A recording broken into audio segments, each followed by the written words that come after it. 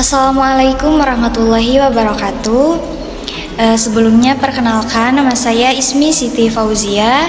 Saya dari kelas PAIB semester 6. Di sini saya akan menjelaskan materi mengenai kebenaran Al-Quran sepanjang zaman, yang mana materi ini untuk kelas 10 jenjang madrasah aliyah. Yang pertama, di sini kita harus bisa mengetahui apa itu yang dimaksud dengan Al-Quran.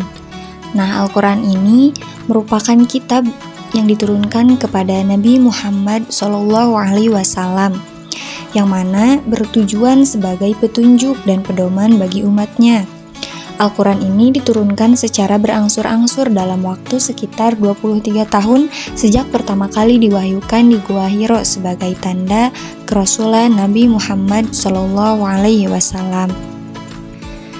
Di dalam kebenaran Al-Quran, tentunya kita harus mengetahui ada komposisi dan pembagian Al-Quran itu tersendiri.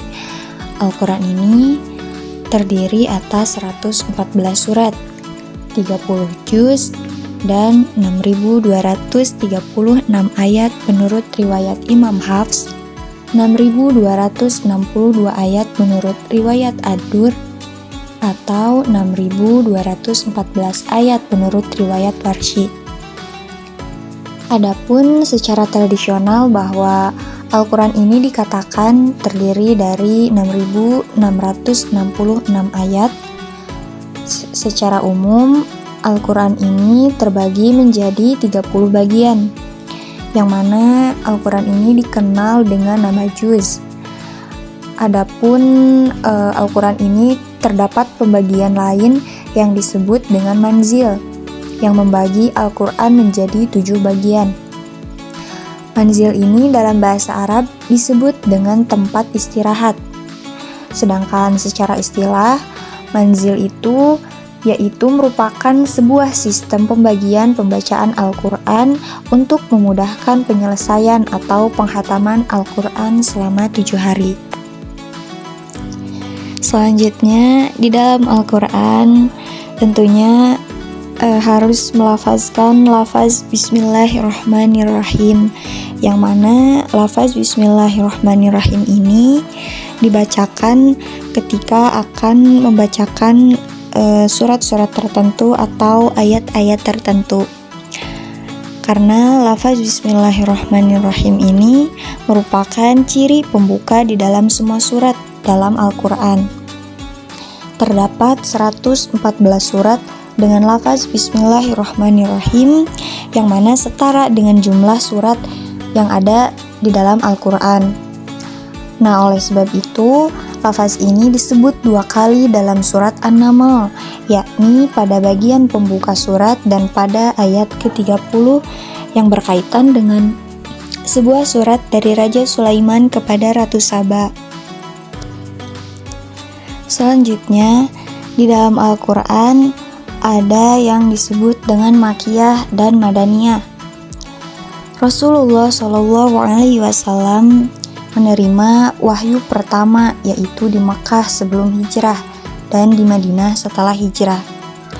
Para ulama kemudian mengkategorikan bahwa ayat-ayat yang diterima sebelum hijrah sebagai Makkiyah dan yang diwahyukan setelah hijrah sebagai Madaniyah, meskipun diwahyukan di Makkah seperti pada waktu Haji Wada. Namun, ada juga yang berpendapat bahwa Makkiyah adalah ayat-ayat yang diterima Rasulullah SAW di Mekah meskipun setelah hijrah ke Madinah. Sedangkan Madaniyah adalah ayat-ayat yang diterima Rasulullah SAW di Madinah.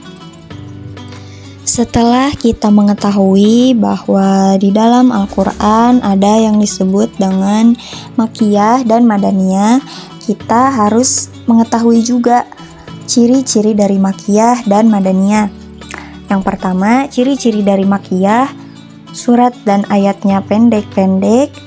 Yang kedua, membahas tentang prinsip keimanan dan akhlak. Yang ketiga, terdapat kata qola sebanyak 33 kali. Dan yang terakhir, pembukaan surat berupa huruf-huruf lepas seperti huruf Qaf, Shad, Alif Lam, dan Mim. Selanjutnya, yang kedua, ciri-ciri dari Madaniyah. Yang pertama, surat dan ayatnya panjang-panjang. Yang kedua, ayatnya berisi tentang izin untuk perang dan hukum-hukumnya.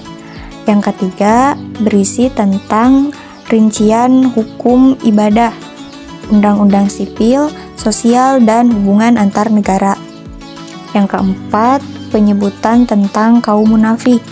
Dan yang kelima, banyak mengemukakan bukti dan argumentasi tentang kebenaran agama.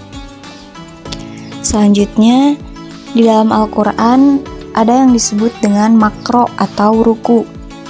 Nah, makro ini merupakan sub pembahasan dalam Al-Quran yang pada Al-Quran model lama biasanya itu ditandai dengan huruf ain di sisi kiri atau kanan halaman Al-Quran. Sub pembahasan ini juga disebut dengan ruku yang dinisbatkan kepada ruku ketika sholat, karena pada zaman dahulu biasanya dibaca setelah surat Al-Fatihah sebelum ruku pada waktu sholat. Setiap makro atau ruku biasanya berisi satu sub pembahasan tertentu. Misalnya pembahasan tentang kisah Nabi Musa, pembahasan tentang Nabi Yusuf, pembahasan tentang hari akhir, dan lain sebagainya. Nah, makro ini biasa juga digunakan oleh para qori atau qori'ah ketika membacakan ayat-ayat Al-Quran pada acara musabaqah tilawatil Quran dan acara keagamaan lainnya.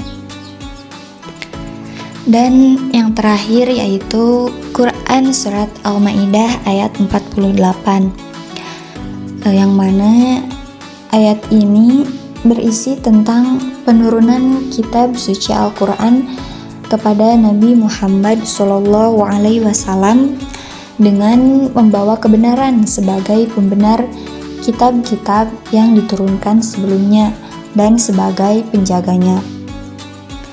Adapun menurut hadis yang diriwayatkan oleh Imam Muslim, khairakum man ta'allamal Qur'ana wa 'allamahu, yang artinya sebaik-baiknya kamu adalah orang yang mempelajari Al-Quran dan mengajarkannya. Mungkin cukup sekian penjelasan materi mengenai kebenaran Al-Quran sepanjang zaman pada video kali ini. Akhir kata dari saya, sebaik-baiknya manusia ialah yang bermanfaat bagi orang lain. Wallahul muwaffiq ila aqwamit thoriq. Wassalamualaikum warahmatullahi wabarakatuh.